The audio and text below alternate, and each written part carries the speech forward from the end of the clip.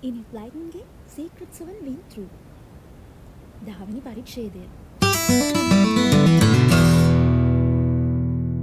එදා රෑ 8ට විතර කොලිනී ජැකුව තැපල් කන්තරුව ළඟදී හම්බුණා. තාම හඳවත් පායලා තිබ්බේ නෑ. ඒ හින්දා හතර වටම කලවර වෙලා තිබුණේ. ටික වෙලාවක් හෙමින් කතා කරගෙන හිටපු ඒ දෙන්නා තැපල් කන්තරුවේ බංකුවේ ළඟට ආවා. අපි දැන් මොකද කරන්නේ? දී බංකුව තියෙන්නේ අර ලොකු චෙත්නස් ගහ මුල.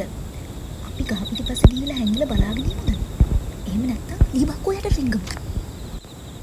කොලින් එහෙම කියද්දී ජැක් ටික වෙලාවක් කල්පනා කර කර ඉඳලා මෙහෙම කිව්වා.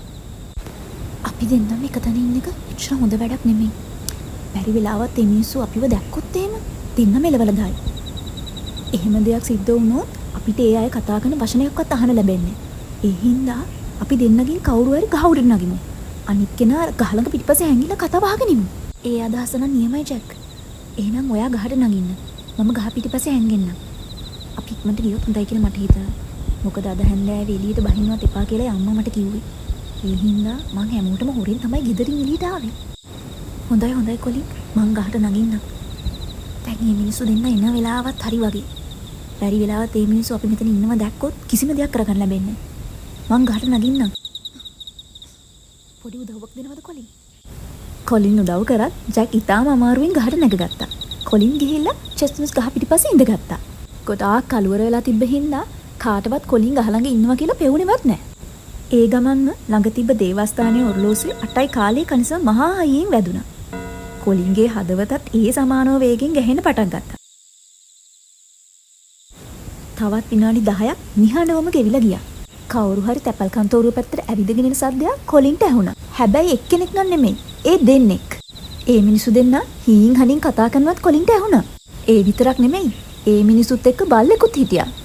උඩට ගත්ත හුස්ම පහළ නොහැලා කොලින් හැම දෙයක්ම විමසිල්ලෙන් බලාගෙන හිටියා. තවත් ටික වෙලාවකින් එක මිනිස්සෙක් හෙමින් ඇවිල්ලා ලී බංකුවට වාඩි වුණා. එයා රබර් සෙරෙප්පු දාගෙන හිටපින්න අඩිසද්ද නම් කිසිම දෙයක් ඇහුන්නේ නැහැ. කොලින්ට හුස්ම ගන්න පාවා අමතකුණා. ඒ අතර ගහ උඩ හිටපු ජැක් බොහොම ප්‍රවේශමට පහතට ඇවිල්ලා බැලලා බංකුව දිහා බැලුවා. හාත්පසම තිබ්බ අඳුර නිසා ජැක්ට හරියට දෙයක් පෙවුන්නේ නැහැ. ඒත් ඒ මිනිහා තොප්පියක් දාගෙන හිටපු බව නම් ජැක්ට යන්තමට දැක ගන්න පුළුවන් වුණා. ටික වෙලාවකින් තවත් මිනිස්සෙක්ගේ අඳුරු රුවක් පාරෙන් මෙහාට පැනලා ලී බංකුව දෙසට ඇවිදගෙන එනවා පේන්න ගත්තා. මොහොතකින් ඒ ආපු කෙනා අනිත් කට්ටිය වාඩි වෙලා හිටපු බංකුව ළඟටම ඇවිල්ලා වාඩි වුණා. ටිකක් වෙලා යනතුරුම කවුරුත් කචනයක්වත් කතා කරේ නැහැ. කොලින්ගේ ජැක්ගේ හදවත් නම් ගැහෙන්න පටන්ගෙන තිබුණේ මේ වෙලාවේ. ඒ ගැහෙන සද්ද එයාලටම ඇහුණා.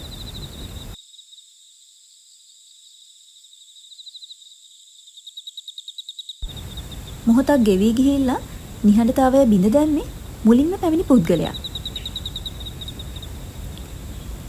මං හිතන විදිහට ඔයා තමයි ඇල්බර්ට්. හරි නේද?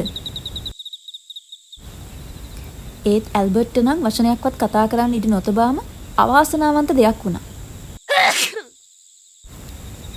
කොලින්ට කිවිසුමක් ගියේ ඒ වෙලාවේදී. සාමාන්‍යයෙන් කොලින් කිවිසුම් අරින්නේ මහා හයියෙන්. ඒකින් ලොකු සද්දයක් එනවා. අඳුරු පරිසරය තුලින් ඇසුණු මේ විශාල ශබ්දය නිසා මිනිස්සු දෙන්න පුදුමාකාර විදිහට කලබල වුණා.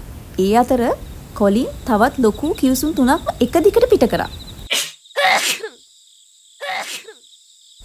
ඇල්බර්ට් වහාම නැගිටලා ගහ පිටිපස්සට ගිහිල්ලා කොලින්ගේ කමිසේ කොලර් එකෙන් අල්ලගත්තා. කොච්චර තදට කොලින්ව අල්ලගෙන හිටියද කියනවා කොලින්ට හෙලවෙන්නවත් බැරි වුණා. ඊට පස්සේ ඇල්බර්ට් දරුණු හඬකින් මෙහෙම කිව්වා. "තමසේ මොනවද මෙතන කරන්නේ? මේ ගහසේ හැංගිලා මොනවද හොයන්නේ?"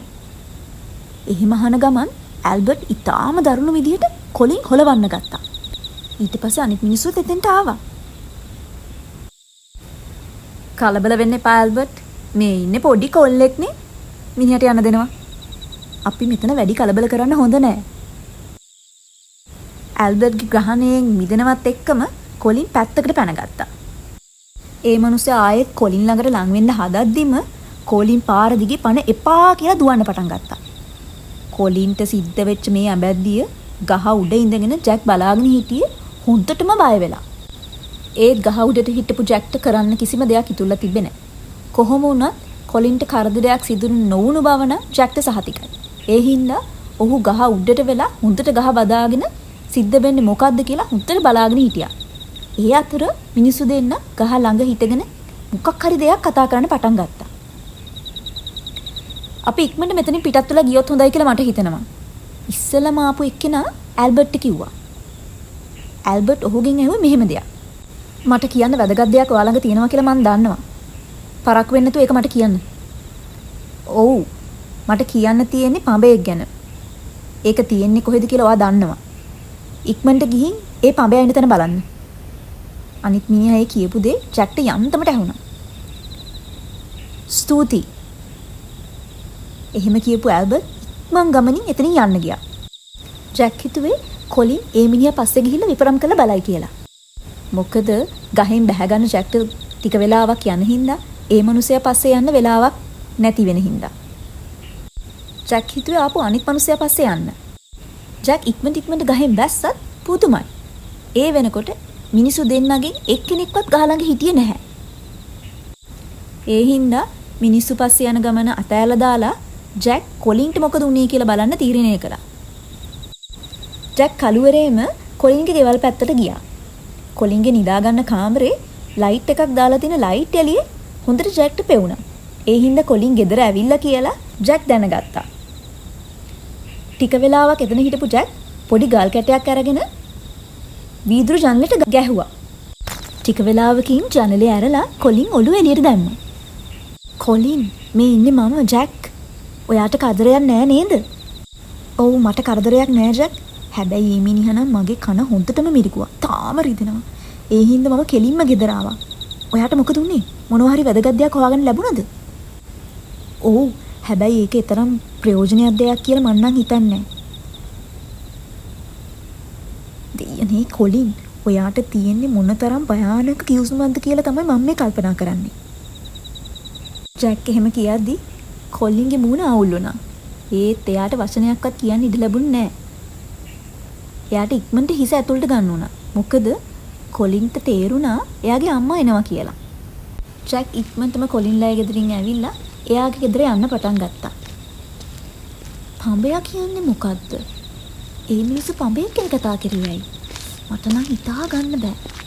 හැබැයි පීටර් නම් දන්නවා ඇති. මොන වුණත් හෙට උදේ රැස්වීම තියෙනවනේ.